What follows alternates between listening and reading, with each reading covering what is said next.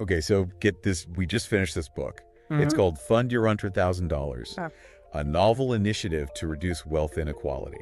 Okay. And it's got us thinking differently about a lot of things. I bet. Wealth retirement, even how businesses operate. It really does challenge like the status quo. Right. You know, it's not just tweaking the system. Right. It's like a whole new way of thinking about how we even build wealth as a society. Totally. And the coolest part What's that? is that we got 10 questions about this book. Okay. Straight from Adam Smith himself.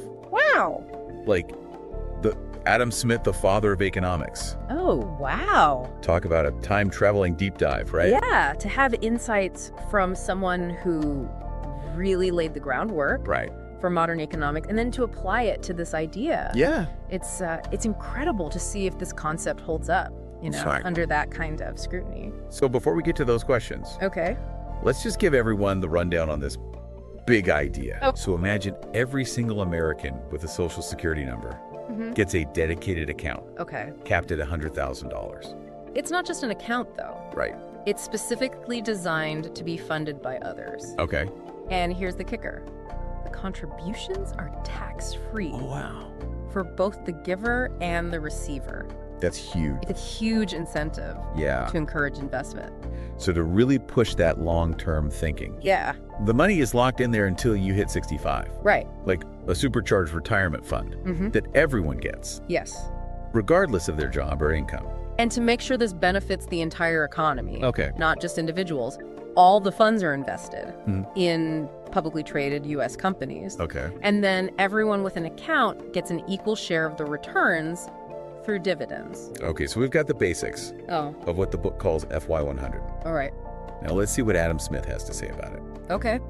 His first question dives right into the motivation behind work. Would this make people more or less likely to be productive? Could it lead to dependency? That's a question that comes up a lot Yeah, when you talk about wealth redistribution. for sure.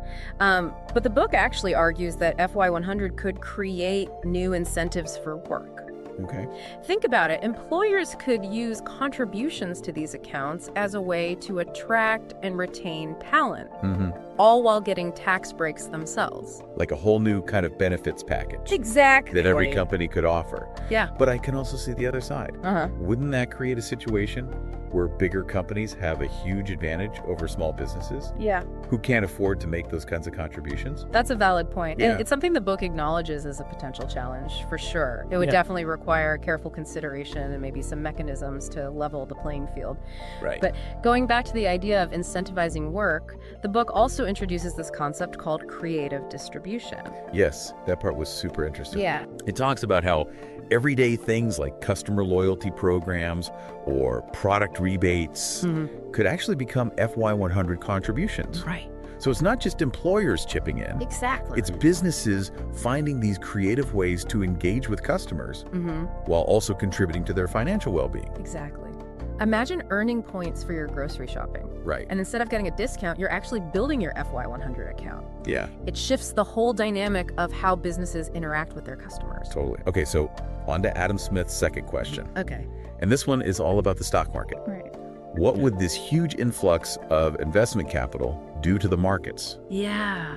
Good question, right? The book actually suggests that FY100 could have a stabilizing effect on the stock market. Really? If companies have access to this massive pool of long-term predictable capital, they wouldn't be so dependent on the often volatile short-term trading that drives so much instability.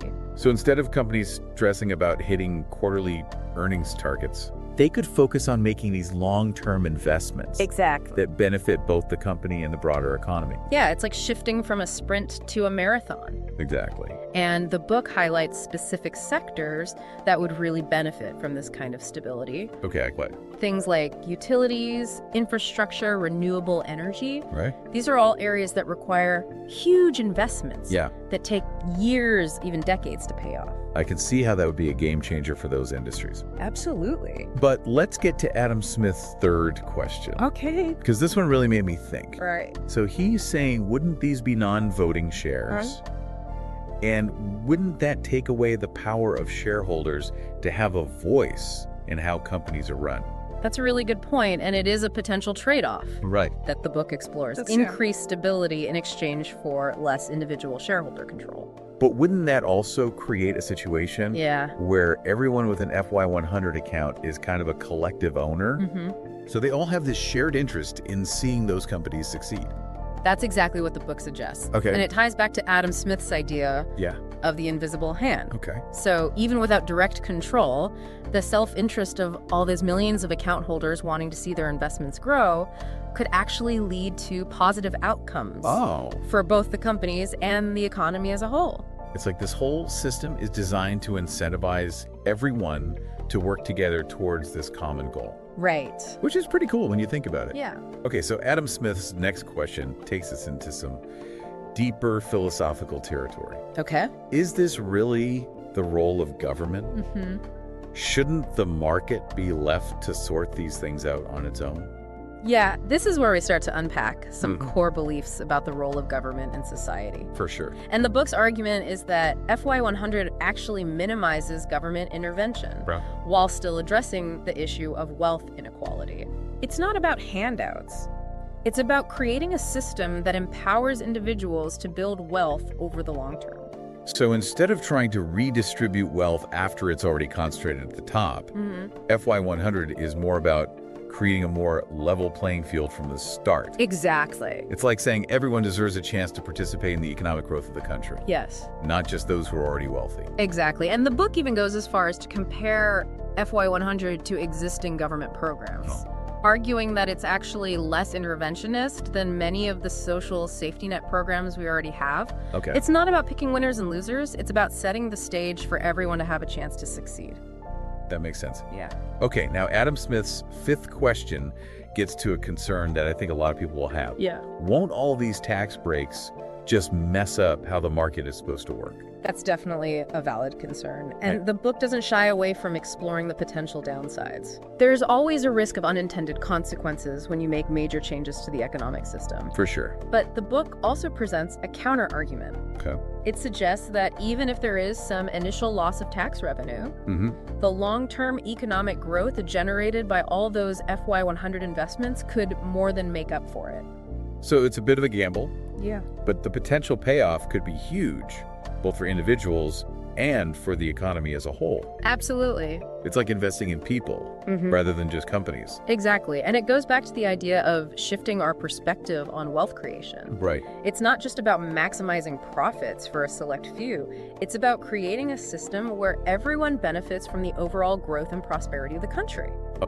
So let's jump back into Adam Smith's questions. Okay. His next one focuses on the motivations behind economic decisions. All right.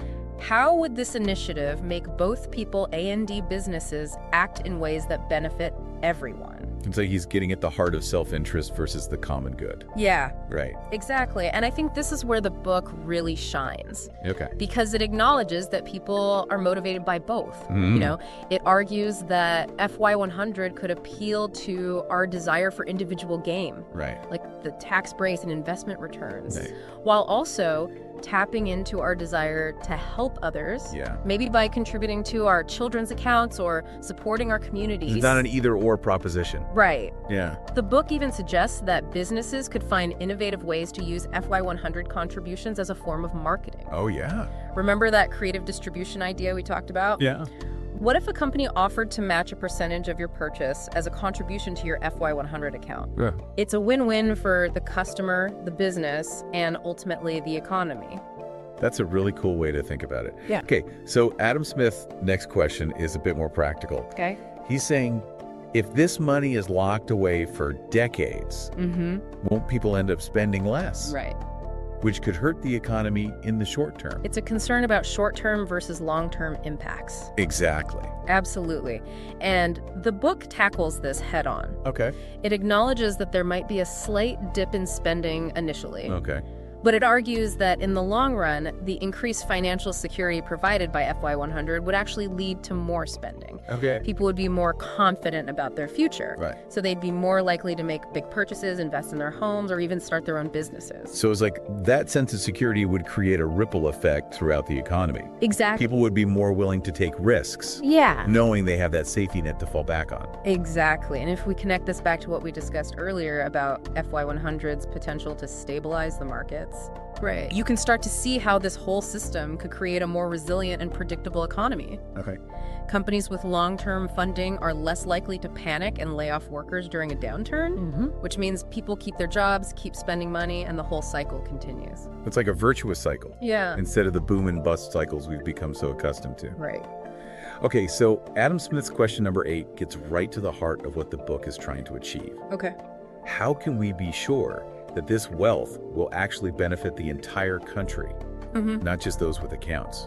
It's like he's asking about the trickle-down effect. Yeah. It's a crucial question, and the book addresses it by emphasizing that all FY100 funds would be invested in publicly traded U.S. companies. Okay. So that money is directly fueling the growth of businesses that operate within our own economy.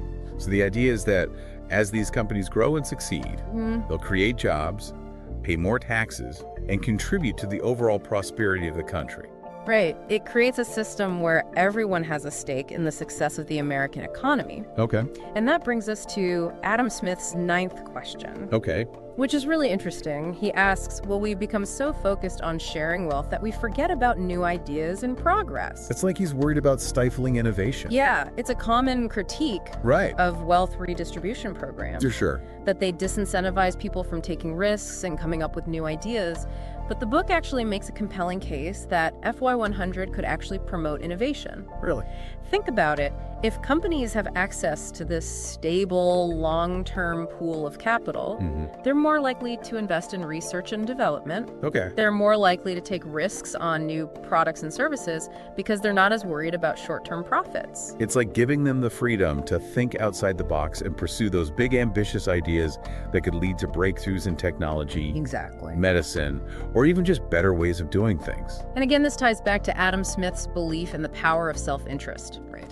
Those companies are still motivated to generate returns for their investors, which in this case are millions of everyday Americans with FY100 accounts. Oh. So they're incentivized to innovate, improve, and ultimately create more value for everyone. Okay, we've reached Adam Smith's final question. Right. It's a big one. Okay. He asks, what about a wealth tax? Instead, what are the challenges? It's like he's anticipating the counter-arguments to FY100. Right. It's a crucial question to address because a wealth tax is often seen as the go-to solution for wealth inequality. For sure. But as the book points out, there are some serious challenges with implementing and enforcing a wealth tax in the real world. I can see how that would be tough. Yeah. The wealthy have all sorts of ways to shield their assets and avoid taxes. Exactly. And even if you could overcome those obstacles and collect a significant amount of revenue, the government would then have to figure out how to effectively distribute those funds to actually reduce wealth inequality. And frankly, the U.S. government doesn't really have the infrastructure or programs in place to do that effectively. So it's not as simple as just taking from the rich and giving to the poor. Right. It requires a much more nuanced and strategic approach. Exactly. And the book argues that FY100 offers a more market-driven solution that leverages existing systems and incentives to create a more equitable distribution of wealth over time. Exactly. It's about building a system that empowers individuals to participate in the economic growth of the country and share in the rewards of that growth. Okay, we've tackled all 10 of Adam Smith's questions. Wow, that's great. It's amazing to think that these questions are coming from someone who lived centuries ago. Yeah. Yet they're so relevant to the challenges we face today. What stood out to you as the most compelling aspect of the book's responses? You know, I think what struck me the most is the way the book manages to address those concerns about potential downsides while still maintaining a sense of optimism about the potential benefits of FY100. It doesn't shy away from the complexities, but it also presents a compelling vision of a future where financial security is not just a privilege for the few, but a foundation for everyone to build upon. I totally agree. It's not a utopian fantasy. But it's also not doom and gloom. Right. It's a realistic yet hopeful exploration of a truly innovative idea. And I think that's what makes this book so thought-provoking. Yeah. It challenges us to reimagine what's possible and to think outside the traditional frameworks of how we address wealth inequality. And for me, the real power of the book lies in its ability to spark a conversation. Yes. It's not about providing all the answers, but about raising important questions. Right. And prompting us to think critically about how we create a more just and equitable society. Okay, we've covered a lot of ground here. We have? We've explored the core concepts of FY100, analyzed Adam Smith's insightful questions, and even debated some of the potential challenges and benefits. But now we want to hear from you. Yes, we do. What are your thoughts on the FY100 proposal? Yeah. Do you think it's a viable solution to wealth inequality? What excites you about it? What concerns you? Let's continue this conversation in the comments. Yeah.